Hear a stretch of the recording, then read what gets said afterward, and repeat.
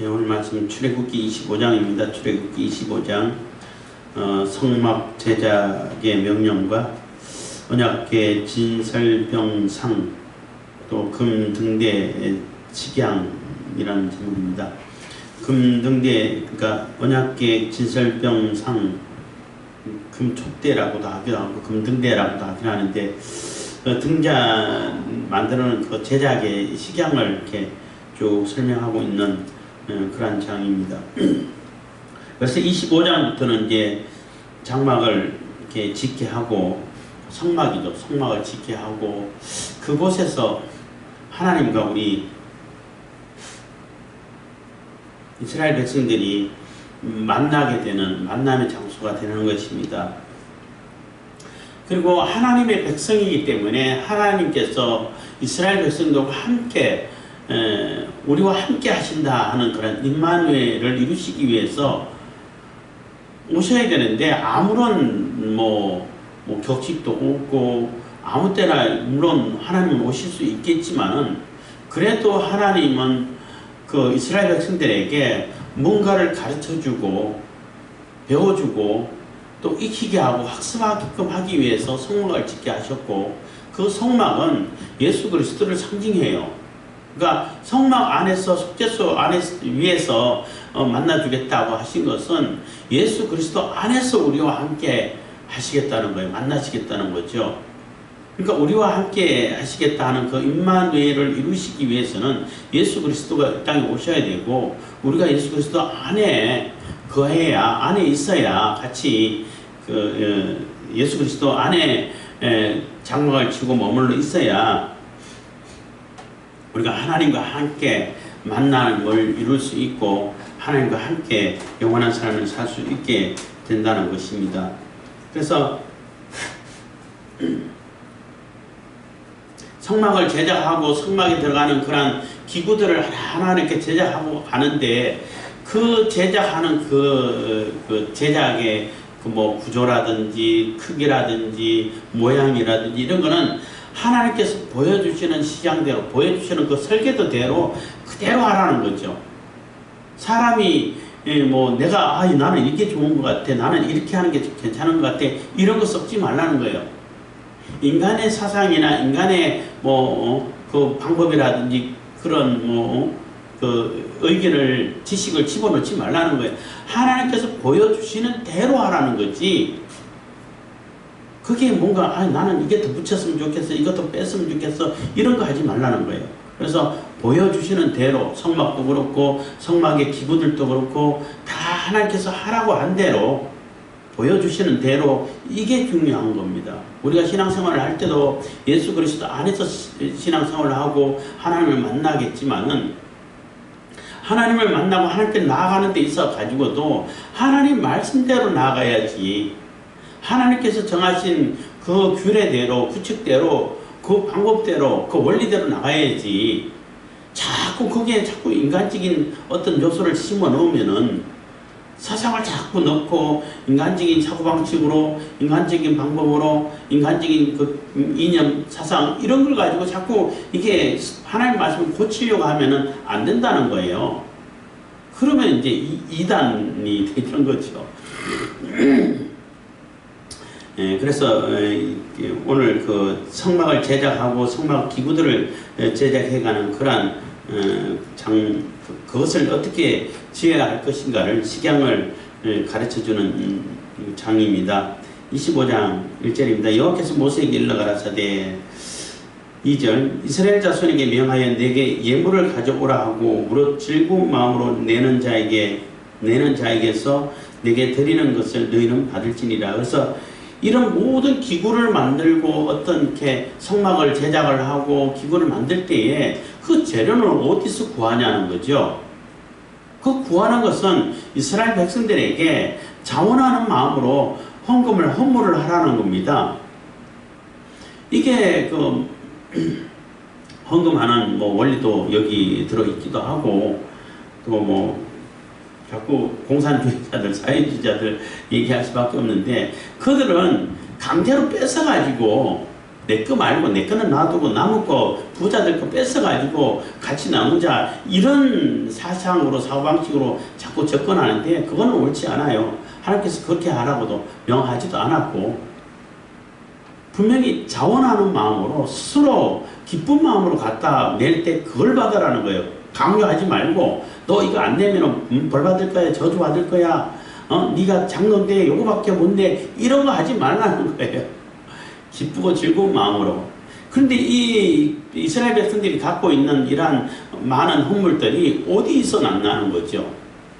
뭐 광야 생활을 하는데 굳이 필요한 것도 아니고, 그거 다 하나님께서 이스라엘 백성들에게 출애굽할 때에 애굽 사람들에게 은혜를 있게 해서 그 마음에 이스라엘 백성들이 요구하는 건 다 내주도록 마음을 감동시키셨기 때문에, 그리고 이스라엘 애굽 사람들은 하루라도 빨리 내보내고 싶기 때문에, 안 그러면 다 죽을 것 같으니까, 그래서 달라고 하는 대로 막 내줬단 말이에요. 그럴 때 요구할 때 조금 지혜 있고 조금 욕심 있고 한 사람들은 또 애굽 사람들 만나도 좀 부자고 넉넉한 사람 만난 사람들은 넉넉하게 받았을 거고, 좀 그렇지 못한 사람 좀 적게 받았을 거고, 어쨌든 하나님께서 감동하셔가지고 다 이스라엘 백성들에게 주게 만들고 하나님께서 그 재료를 다 맡기셨다는 거죠. 그거를 하나님께 기쁜 마음으로, 즐거운 마음으로, 자원하는 마음으로 드리는 거예요. 드려도 내게 있는 건 모든 거 다 드려야 돼, 이런 것도 없어요. 내가 드릴 수 있고 드릴 마음을 가지고 드리고 싶은 것을 드리는 거예요. 자원하는 마음으로.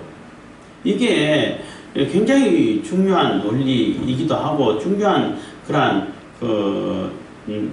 뭐라 그래야 되나? 그 헌금을 드리는 데 있어서 중요한 그런 요건이 되는 거죠.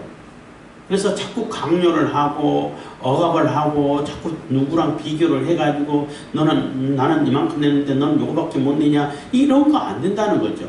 심지어는 강제로 뺏어가지고 성막을 지게 하고 그러지는 않는다는 거예요. 그 이스라엘 백성들이 자원하는 마음으로, 기쁜 마음으로, 그것도 억지로 내면 안 된다는 거죠. 안 그런 거 받지 말고 기쁜 마음으로 자원해서 낼 때 그걸 받으라는 거예요. 그래서 기쁘게 하나님께 드려져야 우리가 하나님을 기쁘게 만날 수 있는 거죠. 억지로 만나면은 뭐 강제로 뺏겨가면 그거 만나고 싶겠어요? 안 그렇잖아.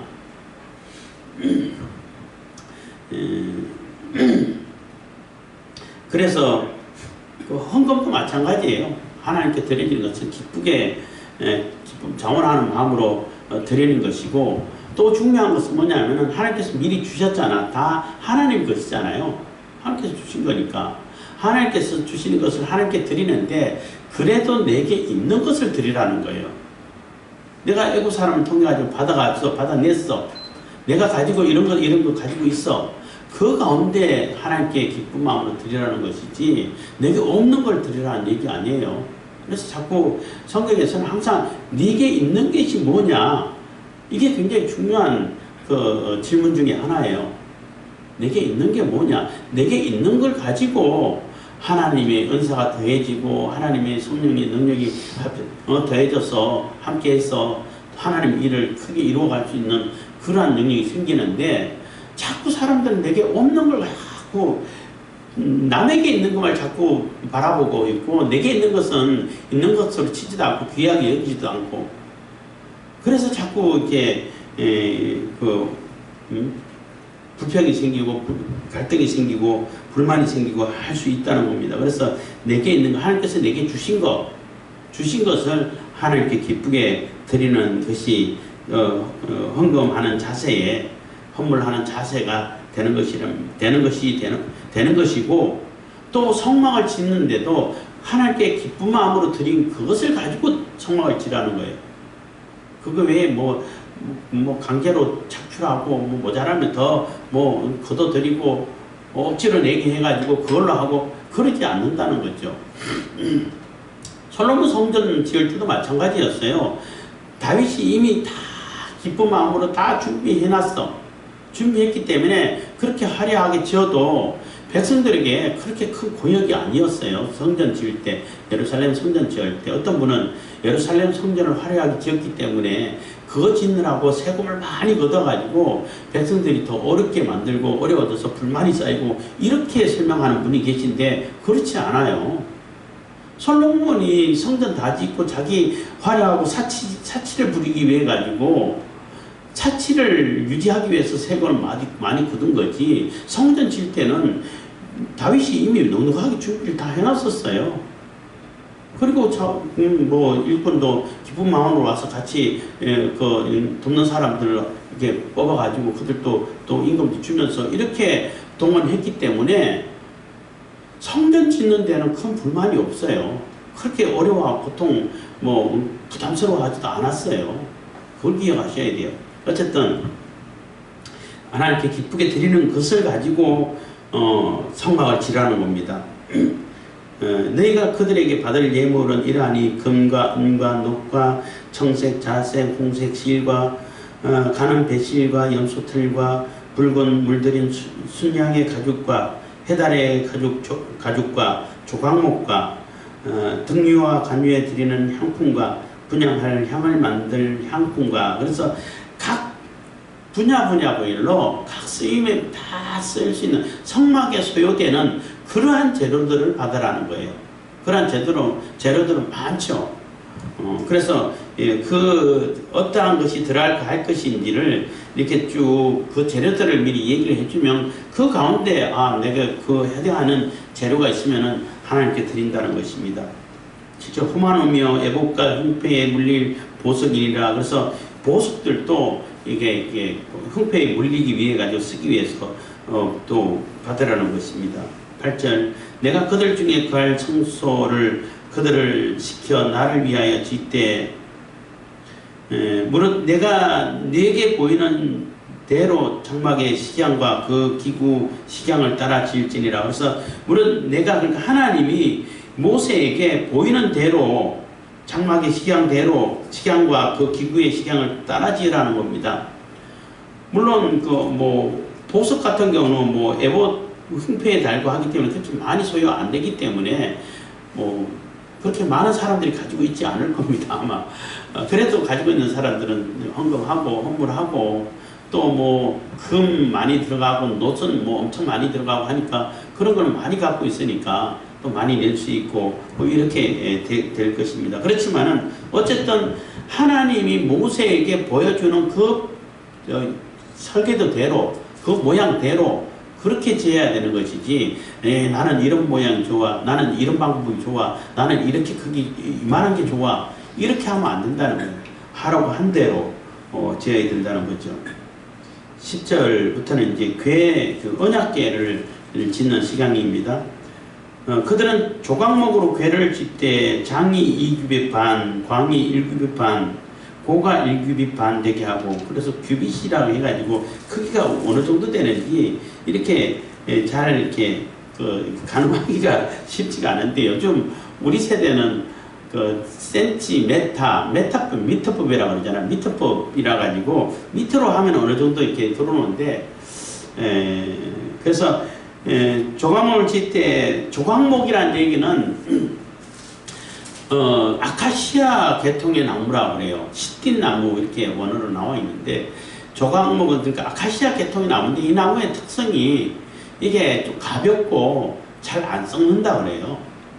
어쨌든 조각목으로 짓고 거기에다가 금으로 싸라 그러거든요. 그게 예수 그리스도의 그 육신을 입고 조각목은 예수님의 육신, 인성을 이렇게 상징한다고 그러고 대부분 상징을 하고 금은 예수 그리스도의 신성을 상징한다라고 보시면 됩니다. 그리고 그 기구들 궤도 마찬가지고 또 뭐 진설병 상도 마찬가지고 등대도 마찬가지고 다 예수 그리스도를 상징하고 있어요. 여기는 이제 법궤인데 2규빗 반 하면 한 규빗이 한 45.6이라 했네. 하여튼 사람 손끝에 요 팔꿈치에서 사람 손끝까지의 길이에요. 근데 사람 따라 다 다르기 때문에 정확하게 몇 센치라고 말하기는 어렵고 뭐 50cm로 치는 그런 사람도 있고 45.6 뭐 이렇게 쓰는 사람도 있고 하는데 그러면은 대강 그 뭐 45cm라고 해도 이 2급이 반이면은 90cm, 한 110, 한 뭐 정확히 그 정도 크기가 되겠죠. 뭐 1급이 반 하면은 45, 50으로 한다 하더라도 50에서 65cm 아니면 2급이 반 하면은 1m 25cm 뭐 크게 닿는다 하더라도 뭐 그 정도 되는 거예요. 그러니까 대강 뭐 상상하시기 바라겠습니다. 어쨌든 그러니까 큐비스럽게 번역을 해놔가지고 어쨌든 그래서 너는 정금으로 그것을 싸되 그 안팎을 싸고 윗가로 돌아가며 금태를 두르고 그래서 금으로 그 나무를 다 싸라는 거예요. 나는 이 출애굽기 읽고 성막을 지을 때마다 궁금했던 것이 야, 그 나무에 금을 싼다는 거 어떻게 쌌을까? 또 그건 대단한 기술이죠. 기술이고 뭐 저는 금속에 대해서 그런 거에 대해서 전혀 지식이 없기 때문에 어떻게 해야 될지 모르고 또 번제단 만들 때도 조각으로 만들어 가지고 노스로 싸라고 그래요. 그러면 그 불이 하는데 그거 어떻게 싸지? 그거 쌀 때 이거 녹여 가지고 해야 될 텐데 그럼 나무가 안 타나?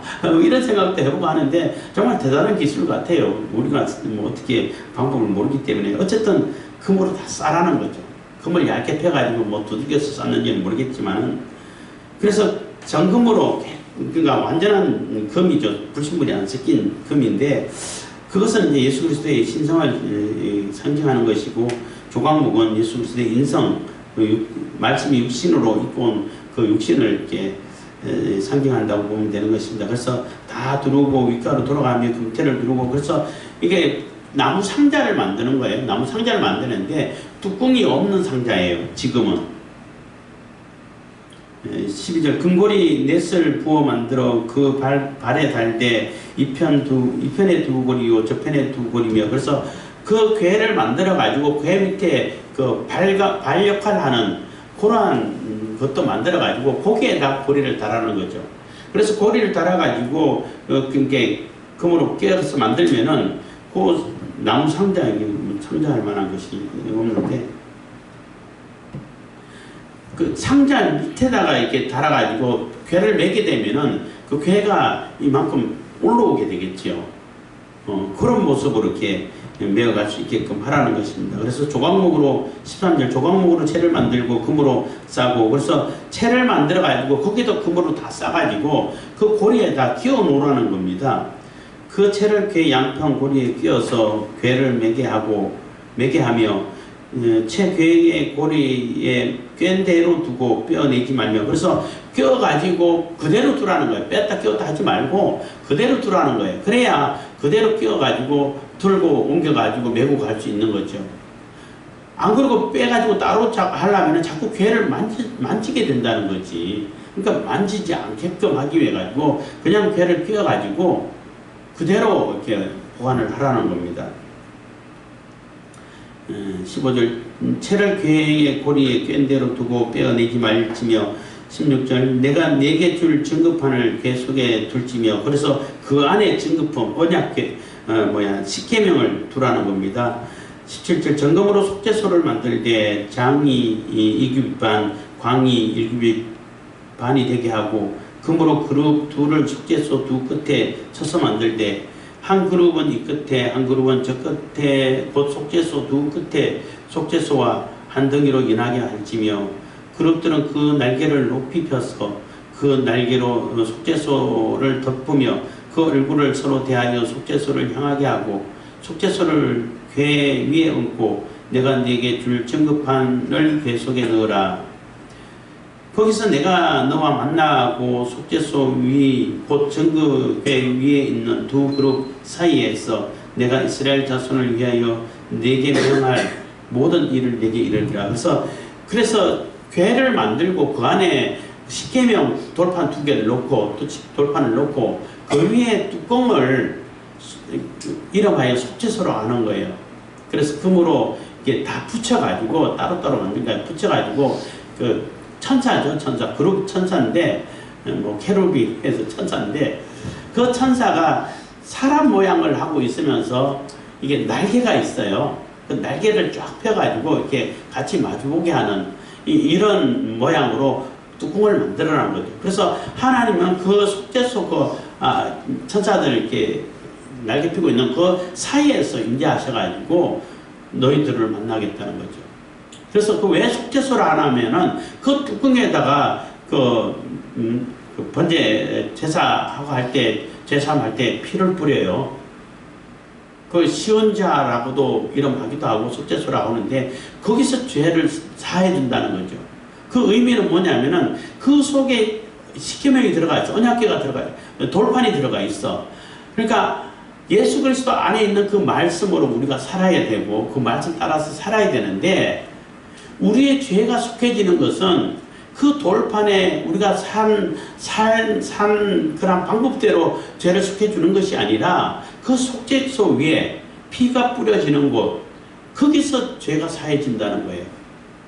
하나님께 주신 율법으로 우리를 죄사하는 것이 아니라 율법은 우리가 살아야 할 방법이고 우리가 그러한 방법으로 살아가야 되는 것이고 그렇게 성화돼 가야 되는 것이지만은 죄를 속해주는 것은 속죄소 그 뚜껑 위에서 뿌려지는 피로 속죄가 된다는 거예요. 죄가 속해진다는 거예요. 예수 그리스도의 피로 죄가 속해지는 것이지 언약 그러니까 율법으로 죄가 속해지는 게 아니라는 거예요. 율법은 죄를 알 수 깨닫게 해주는 것이고 율법은 우리가 그렇게 살아가야 할 방법을 가르쳐 주는 것이고 이정도가 되는 것이기 때문에 그 말씀대로 살아야 돼. 우리가 하나님의 백성이고 예수 그리스도 안에 있으면 예수 그리스도의 말씀이신 그 예수 그리스도를 따라서 살아가야 되는 거예요. 그렇지만 죄는 그 속죄소에서 피가 뿌려지는 짐으로 인해 가지고 피가 뿌려지고 피가 뿌려지는 그곳에서 죄가 속해지고 하나님도 그곳에서 우리를 만나 주시겠다는 거예요. 그래서 이거 만드는 것은 목적은 22절 거기서 내가 너와 만나고 속죄소 위에 곧 증거궤 위에 있는 두 그룹 사이에서 내가 이스라엘 자손을 위하여 네게 명할 모든 일을 네게 이르리라. 거기서 만나가지고 명령하고 말씀 주시고 우리 백성들이 어떻게 살아가야 될 것인지 우리가 하나님 앞으로 어떻게 나가야 할 것인지 그렇게 해주시겠다는 거예요. 그리고 이 그러니까 언약궤는 한 번밖에 제작 안 했어요. 솔로몬 성전 지을 때도 다른 건 다 새로 제작을 했는데 언약궤는 새로 제작을 안 했어요. 딱 한 번밖에 안 했어요. 그리고 그 언약궤는 지금 어디 있는지 모르죠. 알 수가 없고 행방불명이 됐는데 성전이 해파되고 부서지고 하는 그 과정에서 사라져 버렸습니다. 어떻게 사라졌는지는 알 수가 없습니다. 그렇게 만들어 가지고 그래서 밑에 거는 궤가 되고 거기에 뭐 이렇게 그 십계명이 들어가고 나중에는 뭐 만나를 담은 항아리도 넣고 뭐 이렇게 했습니다만은 예수 그리스도의 그 몸을 상징하는 것이고 위에는 우리가 어떻게 죄 사함을 받게 되는지 그리고 거기서 하나님께서 우리를 어떻게 만나 주시는지 예수 그리스도 안에서 예수 그리스도와 함께 하나님께서 우리와 만나 주시고 우리와 함께 지내게 되는 임마누엘을 이루는 그러한 것을 이렇게 그 의미를 내포하고 있고 상징하고 있는 것입니다. 23절 너는 조각목으로 상을 만들 때 장이 2규빗, 광이 1규빗, 고가 1규빗 반이 되게 하고 그래서 떡상이라고 그러죠. 진설을 이렇게 빵을 떡을 만들어 가지고 6개씩 쌓아가지고 그 지파를 얘기하는 거죠. 12지파를 얘기하는데 쌓아가지고 항상 하나님 앞에 이게 진설해 놓는 그 상을 차려놓는 그러한 떡이 있어야 되는 거예요. 그 떡을 넣는 상을 이렇게 제작하라는 것인데 이 떡상도 마찬가지로 예수 그리스도를 상징하고 있어요. 말씀이신 예수 그리스도. 떡은 육신이 살기 위해 가지고는 이게 식량을 먹어야 되잖아요. 그거 먹어야 되는 것처럼 예수 그리스도가 우리의 양식이 되고 우리의 생명이 된다는 그러한 상징이 있고 또 말씀에 이렇게 떡 이렇게도 이제 상징 지어지는 겁니다. 그래서 그것을 만들 때도 이렇게 조각목으로 만들고 또 거기에도 그대로 또 금으로 정금으로 다 싸라는 겁니다.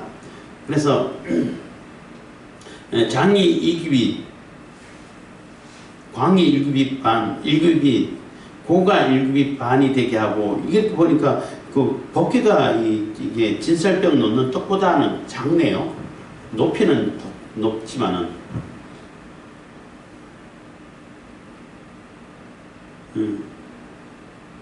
높이도 똑같은데?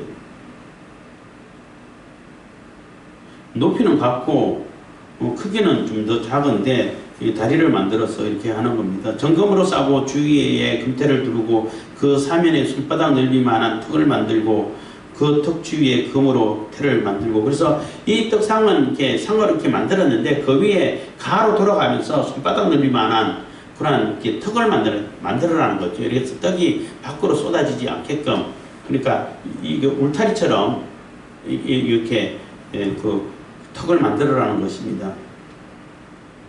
그것을 위하여 금고리 넷을 만들어 그 네 발 위에 네 모퉁이에 달되, 그래서 그 떡상은 어떻게 그 고리를 다냐 하면은 이게 이걸로 해볼까? 이게 법계는 요 밑에다가 이렇게 고리를 만들어 갖고 개는 것이고, 떡상은 요 다리가 이렇게 있는데 요 다리 밑에 여기다가 고리를 끼워서 만들어라는 거예요. 그렇게 해가지고 맬 수 있도록.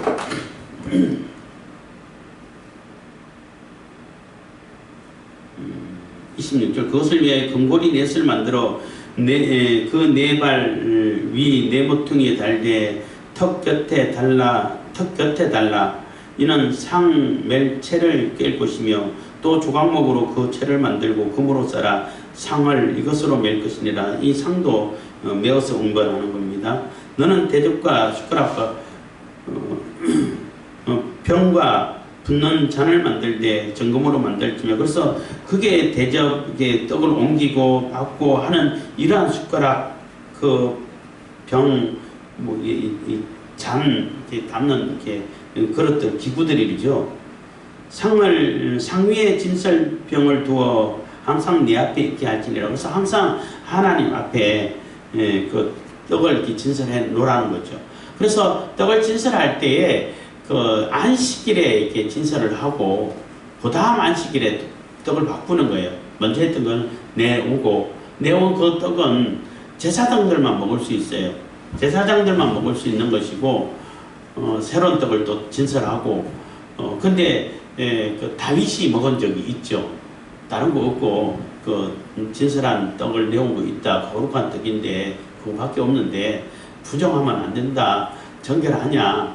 뭐 여인을 가까이 한 적이 있냐? 그런 거 없다. 그럼 이거 먹으라 해가지고 먹은 적은 있긴 있죠. 그래서 우리가 예수 그리스도 안에서 예수 그리스도 그로 인해 가지고 우리가 제사장 직분이 되고 제사장 왕 같은 제사장이 된 자들이 그 예수 그리스도가 주시는 그 영떡으로 인해서 영생을 얻게 되는 그러한 원리가 되는 겁니다.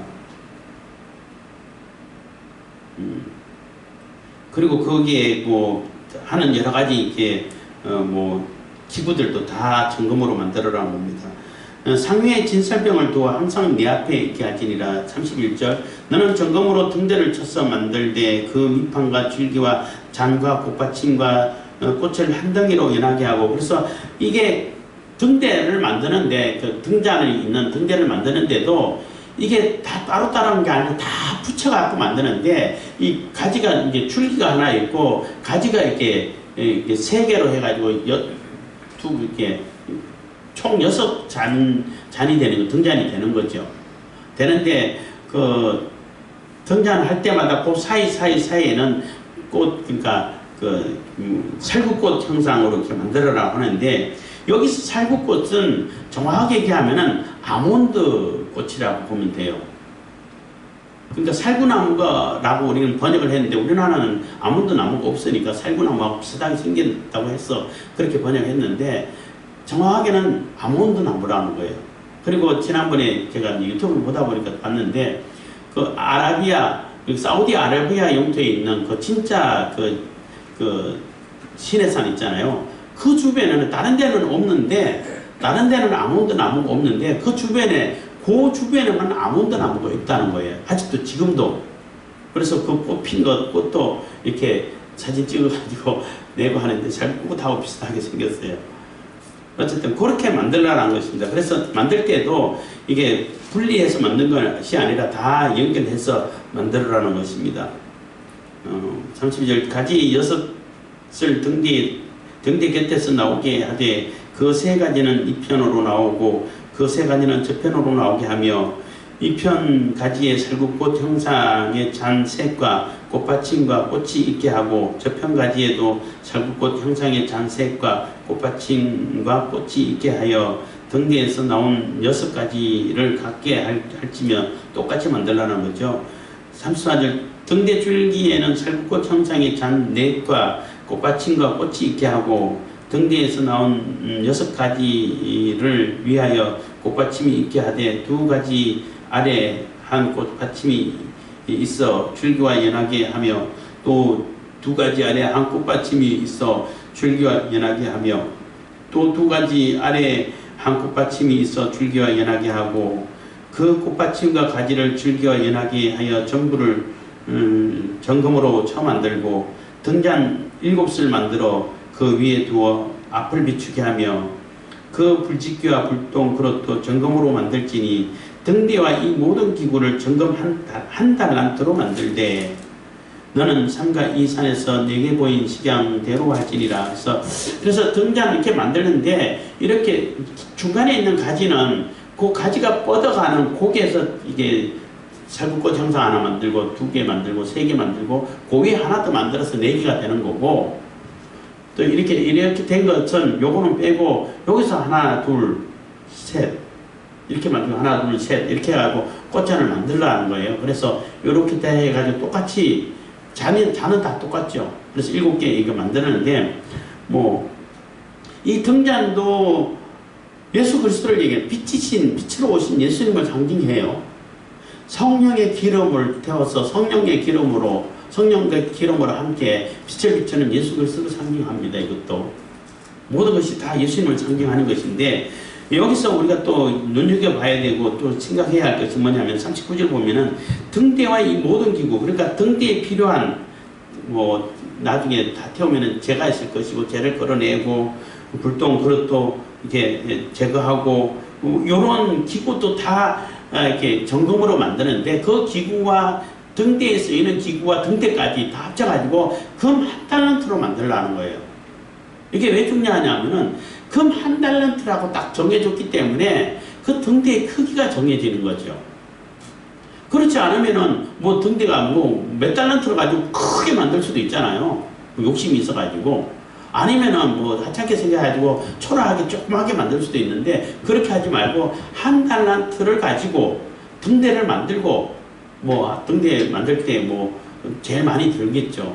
뭐 4분의 3 이렇게 들 수도 있고 3분의 1 이렇게 들 수도 있는데 나머지는 이렇게 기구를 만들라는 거예요. 그래서 다 합쳐가지고 1달란트를 가지고 만들라는 거죠. 그러면 크기가 대략 정해지겠죠. 그래서 너무 커도 안 되고 또 너무 초라하게 작아도 안 되고 하나님께서 보여주시는 그 식양대로 이렇게 만들라는 거죠. 그리고 떡상에도 마찬가지고 또 등대도 마찬가지고 그 기구들 도구들 이런 것도 다 점검으로 만들라고 나와 있어요. 그 점검으로 만들라는 얘기는 우리가 신앙생활 하는 생활 그 자체도 정결해야 된다는 거죠. 그렇게 의미를 부여할 수 있어요. 그 예수 그리스도는 등대에 떡상 뭐 창조하는 예수 그리스도는 다 점검으로 되어 있는데 그 예수님을 따르고 예수님을 섬기고 또 그 신앙생활을 해 가야 되는 그러한 도구들은 나무로 한다든지 뭐 아무렇게나 가지고 한다든지 이러면 안 된다는 거예요. 똑같이 정결하라는 거예요. 똑같이 거룩하라는 거죠. 내가 거룩하니 너희도 거룩하라 한 것처럼 우리가 그 예수 그리스도 안에서 예수님을 따라서 믿음을 따라서 말씀 따라서 하나님께 나아갈 때도 정결한 모습으로 가야 되는 것이지 똑같이 점검으로 된 그런 모습으로 가야 되는 것이지 다르게 가서는 안 된다는 거예요. 그래서 성막 자체도 예수 그리스도를 상징하는 것이고 성막 안에 기구 하나하나까지도 다 예수 그리스도와 또 우리 성도들하고 그 관계를 설명하는 것이고 예수 그리스도를 상징하는 것이고 특히 법궤는 예수님을 아주 구체적으로 상징한다라고 볼 수 있는 겁니다. 그래서 그 모든 것이 다 예수님을 상징하는 것이고 또 이 성막 자체는 하늘나라에 있는 그 성전을 모형으로 준다는 그런 뭐 얘기도 있잖아요. 그 성경이 있는데 제가 안 찾아서 그것처럼 모형이 있다는 얘기는 원형이 있는 거잖아요. 하늘나라의 성전인데 그 원형이 예수 그리스도라는 거예요. 예수님이라는 거예요. 그래서 예수님도 이 성전을 헐어라. 내가 3일 만에 일으키겠다. 3일 만에 부활한다는 얘기죠. 그래서 근데 이게 46년 동안 지었는데 네가 무슨 재주로 3일 만에 짓냐 뭐 이렇게 잘못 알아듣기도 했는데 이 성전도 예수 그리스도를 상징하는 거예요. 그래서 예수 그리스도의 몸을 상징하는 것이고 그렇기 때문에 우리가 그 예배당을 보고 자꾸 성전이라고 표현을 자꾸 쓰는데 그건 옳은 표현이 아니에요. 성전은 건물로 된 성전은 지금 없어요. 다 허물어져 버렸고 그 건물로 된 성전 터에 그 이슬람 모스크가 서 있어요. 그래서 질 수가 없어. 거기 말고는 딴 데 지으면 안 되니까. 그래서 건물로 된 성전은 없어요. 성전은 교회는 건물을 얘기하는 거 아니에요. 성도들의 모임을 얘기하는 게 교회가 성전인 것이고 우리 각 성도들이 성령이 거하는 성전이라고 얘기를 했어요. 그래서 제3성전 뭐 지어져야 되네 안 돼야 되네 지어질 거네 안 지어질 거네 하는데 건물로 된 제3성전은 아무런 의미가 있고 지어질 필요도 없는 것이고 지어졌어도 안 되겠지만은 제3성전은 교회를 상징하는 거예요. 교회를 얘기하는 거예요. 교회가 제3성전이 되는 거죠.